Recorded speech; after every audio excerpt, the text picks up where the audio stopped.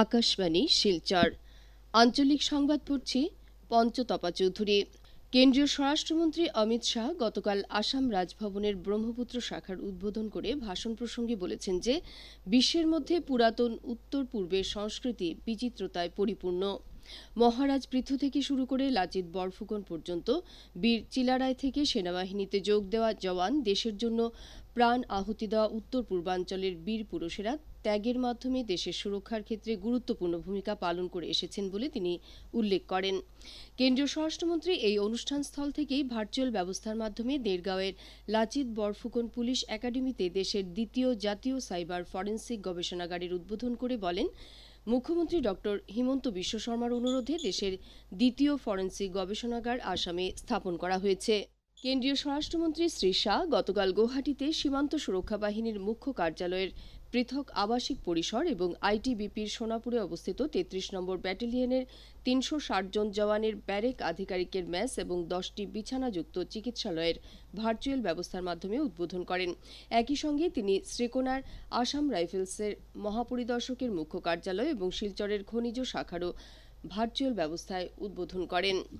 এরপর শ্রী শাহ খানাপাড়ায় প্রথম পঞ্চায়েত প্রতিনিধি সম্মেলনে অংশগ্রহণ করেন।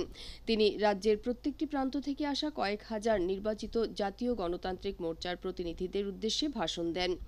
এই সম্মেলন থেকেই শ্রী শাহ ২০২৬ সালের বিধানসভা নির্বাচনের প্রস্তুতি পর্যায়ের সূচনা করেন। এদিকে সম্মেলনে অংশগ্রহণ করে মুখ্যমন্ত্রী ড হিমন্ত বিশ্ব শর্মা আগামী ১ জানুয়ারি থেকে পঞ্চায়েত প্রতিনিধি তথা তাদের পরিবারের সদস্যদের চিকিৎসার ব্যয়ভার সরকার বহন করবে বলে ঘোষণা করেন। আসাম রাজ্য গ্রামীণ জীবিকা অভিযানের অন্তর্গত সখী এক্সপ্রেস প্রকল্পের অধীনে কর্মরত ৯,৭০৪ জন মহিলাকে আজ স্কুটি প্রদান করা হবে। এ উপলক্ষে গুয়াহাটি খানাপাড়ার পশু চিকিৎসা বিজ্ঞান মহাবিদ্যালয়ের খেলার মাঠে আয়োজিত একটি কার্যসূচিতে মুখ্যমন্ত্রী ড হিমন্ত বিশ্ব শর্মা এবং রাজ্যের পঞ্চায়েত ও গ্রামোন্নয়ন মন্ত্রী রঞ্জিত কুমার দাস উপস্থিত থাকবেন। এই মহিলাদের স্কুটি প্রদানের মাধ্যমে স্বনির্ভর গোষ্ঠীর কাজকর্ম ত্বরান্বিত করা ছাড়াও তাদের জীবনযাপনের বিভিন্ন ক্ষেত্রের ব্যয় হ্রাস তথা উপার্জন বৃদ্ধির মাধ্যমে সমৃদ্ধশালী গ্রাম নির্মাণের পথ প্রশস্ত করার প্রয়াস গ্রহণ করা হয়েছে। মুখ্যমন্ত্রী ড হিমন্ত বিশ্ব শর্মা আগামী ১ সেপ্টেম্বর অর্থাৎ সোমবার শ্রীভূমি জেলা সফর করবেন।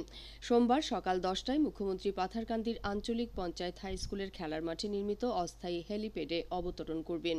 এরপর তিনি পাথারকান্দিতে মণ্ডল বিজেপি কার্যালয়ের উদ্বোধন করবেন এবং পাথারকান্দি মুন্ডুমালা খেলার মাঠে মুখ্যমন্ত্রীর মহিলা উদ্যমিতা অভিযানের সূচনা করে জনসভায় বক্তব্য রাখবেন। উল্লেখ্য, মুখ্যমন্ত্রীর মহিলা উদ্যমিতা অনুষ্ঠানে প্রায় ১৫,০০০ হিতাধিকারীর উপস্থিত থাকার সম্ভাবনা রয়েছে। এরপর মুখ্যমন্ত্রী শিলচর ফিরে আসবেন। আগেই জানানো হয়েছে যে আগামীকাল মুখ্যমন্ত্রী দুদিনের সফরসূচিতে শিলচর আসছেন। যাত্রীদের সুযোগ সুবিধা বৃদ্ধি এবং দীর্ঘদিনের দাবি পূরণ করার জন্য রেল মন্ত্রণালয় গুরুত্বপূর্ণ স্টেশনগুলিতে বিভিন্ন এক্সপ্রেস এবং যাত্রীবাহী ট্রেনের জন্য উত্তর পূর্ব সীমান্ত রেলের অধীন ৩৭টি স্টপেজের অনুমোদন দিয়েছে। এর মধ্যে বরাক উপত্যকায় আগরতলা শিলচর আগরতলা এক্সপ্রেসের জন্য কায়স্থগ্রাম এবং গৌহাটি শিলচর গুয়াহাটি এক্সপ্রেসের ক্ষেত্রে কাটাকাল জংশনে স্টপেজের জন্য অনুমোদন জানানো হয়েছে। এছাড়া ডিমা হাসাও জেলায় আগরতলা আনন্দ বিহার, আগরতলা তেজস রাজধানী এক্সপ্রেসকে নিউ হাফলং স্টেশনে এবং রঙ্গিয়া শিলচর রঙ্গিয়া এক্সপ্রেসকে নিউ হারিঙ্গাজাও স্টেশনে স্টপেজ দেওয়া হয়েছে বলে উত্তর পূর্ব রেলের মুখ্য জনসংযোগ আধিকারিক কপিঞ্জল কিশোর শর্মা এক প্রেস বিজ্ঞপ্তিতে জানিয়েছেন। হাইলাকান্দির খাদ্য ও সরবরাহ বিভাগের পক্ষ থেকে এক বিজ্ঞপ্তিতে জানানো হয়েছে যে জেলায় আগস্ট মাসের গণবণ্টনের কেরোসিন বরাদ্দ করা হয়েছে। বিজ্ঞপ্তিতে বলা হয়েছে যে খাদ্য সুরক্ষার কার্ড প্রতি রেশন দোকান মারফত শহর ও গ্রামাঞ্চলে ১২০ মিলিলিটার করে এবং হকার প্রতি ৩৯ মিলিলিটার করে নীল কেরোসিন বণ্টন করা হবে। ধলাইর বেসরকারি স্বেচ্ছাসেবী সংগঠন মাতৃভূমি ক্লাবের উদ্যোগে আয়োজিত মাতৃভূমি ক্লাব প্রাইজমানি ফুটবল প্রতিযোগিতার আজ তৃতীয় কোয়ার্টার ফাইনাল খেলায় ইন্ডিয়ান এফসি এবং ভাগা এফসি পরস্পরের মুখোমুখি হবে।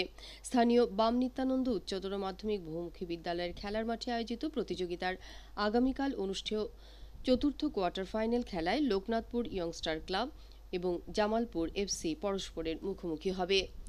আকাশবাণী শিলচর কেন্দ্রের আঞ্চলিক সংবাদ আমাদের ইউটিউব চ্যানেল এআইআর নিউজ শিলচরের মাধ্যমে শোনা যাচ্ছে। এছাড়া আমাদের Facebook page all India radio news Silchar এবং এক্স হ্যান্ডেল @AIR News_শিলচরের মাধ্যমেও এই সংবাদ শোনা যাবে। আঞ্চলিক সংবাদ শেষ হল। পরবর্তী সংবাদ রাত 7:45 মিনিটে।